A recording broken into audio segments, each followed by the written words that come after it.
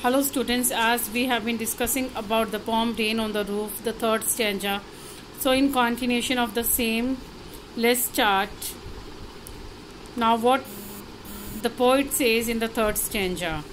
Now in my memory comes my mother, as she used in years agone, to regard the darling dreamers, or she left them till the dawn. Oh, I feel her fond look on me as I listen to this refrain, which is played upon the shingles by the patter of the rain, by the patter of the rain. Here, means the old poetic word for before. Dawn means daybreak, the starting of the day, and list again a old poetic word for listen.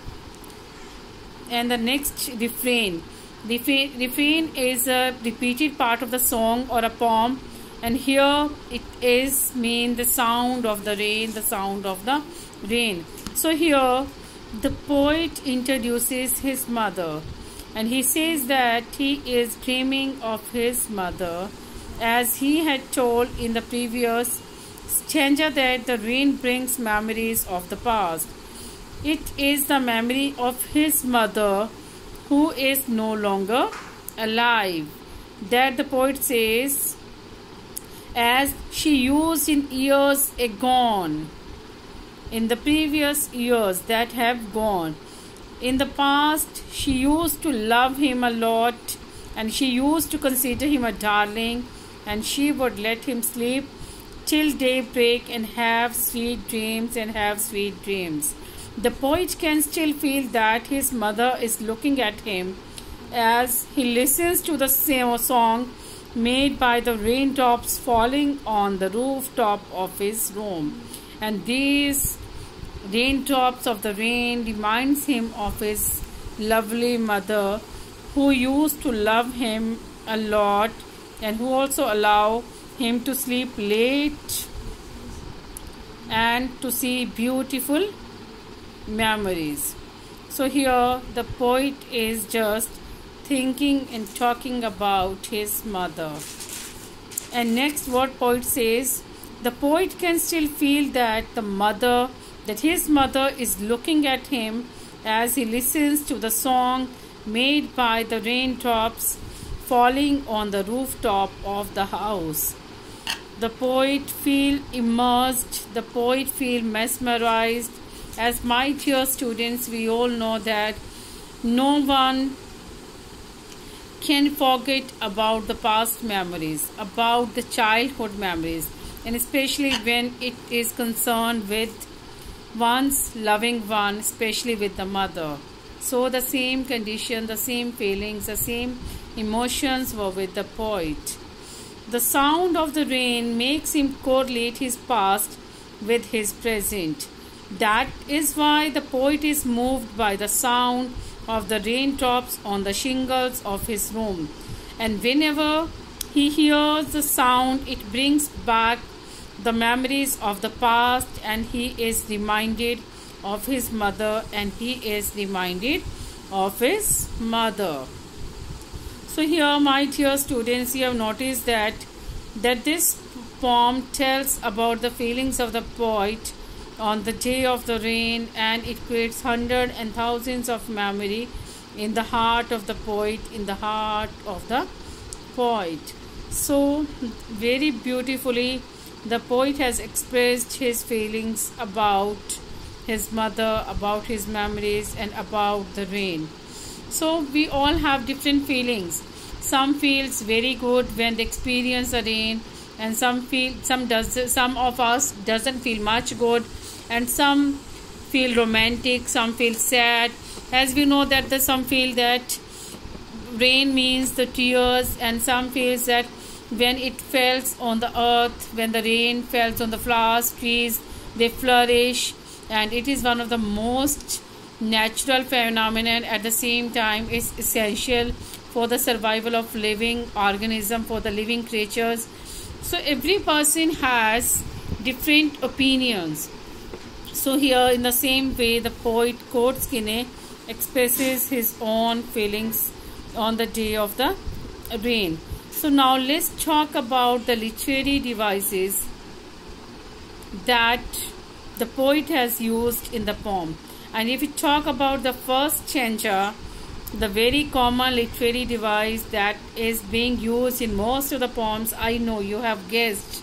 Yes, it is alliteration. Alliteration, we know that, is the repetition of the consonant sound in two or more consecutive words. A repetition of consonant sound. And assonance means the repetition of vowel sound.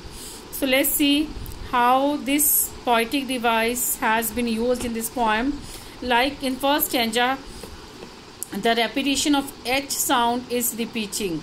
Humid, hoover, H, her sound. And then starry spheres. S sound is being repeated. Then press, pillow, P sound is repeated. Then lie listening, L sound is repeated. So here in the first stanza, the poet has used alliteration, and the second one, onomatopoeia. So first of all, we must know that what is onomatopoeia. The use of the sound words to create a dramatic effect. The usage of sound words to create a dramatic effect. If we'll say, we know that here the poet has repeatedly used the word patter. Patter signifies the sound of rain. So patter is the use of the sound word, as it is a sound made by the raindrops falling on the roof top. And the third that the poet has used literary device, that is personification. We know that personification is treating non-living or inanimate object as a living being by giving it the human traits. So here the poet has used personification by treating rain, or by treating rain as a living. Like here in this first stanza, the poet has described darkness as it has been personified. When the poet says that it is sad, then when the poet says that it is sad, then he is personifying the darkness. So if we talk about the second stanza, again the very common usage is of alliteration. There is a repetition of the consonant sounds. B, be, busy being. Then their, thread, T sound. The sound actually their thread, the sound. Rain, roof, R sound, R sound is repeated. Then again here the poet has used the onomatopoeia, sound words to create the dramatic effect, like tinkle, patter. And here again the poet has used the personification. When he says the recollection is personified, when he says that they weave dreams, we know that weaving is a work that is being done by the human beings, but here the poet says that they weaving dreams. So here the poet has used personification. And we talk about the last stanza, the poet has used again alliteration, the repetition of a consonant sound in two or more consecutive words. Memories, my mother, M sound is repeated. Darling dreamers, D sound is repeating. And again onomatopoeia, that the sound words to create dramatic effect, patter. So my dear students, the poet very beautifully has given the narration of his feelings about the rain, about the memories, about his mother. So I just request all of you to go through this poem, to read it carefully, and if you have any query you can ask me anytime. So I hope you will all go through the poem and must enjoy the poem, as somewhere you will find yourself at the place of the poet, because we all have feelings, we all have emotions. When you will go through the poem stanza to stanza, line to line, then an imagery create will and imagery will create in your mind, and you find yourself in place of the poet, that you are just reading this poem and you are experiencing the same. So my dear students, take a reading of this poem. So in the next class we'll discuss more about the same poem. Thank you.